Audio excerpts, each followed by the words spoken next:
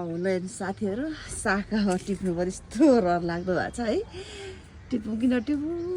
भन्दै अब टिप्दैछु ल साथीहरू ल साग टिपे ल यहाँ हेर्नुहोस् न कस्तो राम्रो भएको छ मेरो कोसीमा साग यतिखेर पनि है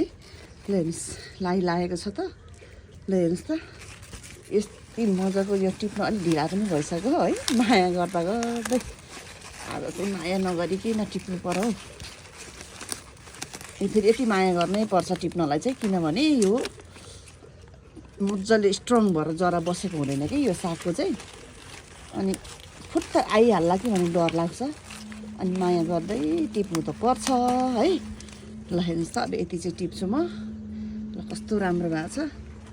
कलकलाउँदो भएको छ मार्फा आए साग चाहिँ सकियो है अलिअलि फुल्न पनि लाग्यो अनि मैले सबै उखालेर यसमा भेन्टाहरू लगाइदिइसकेँ साथीहरू ल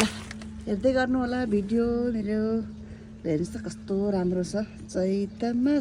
खडेरीमा डरेलाले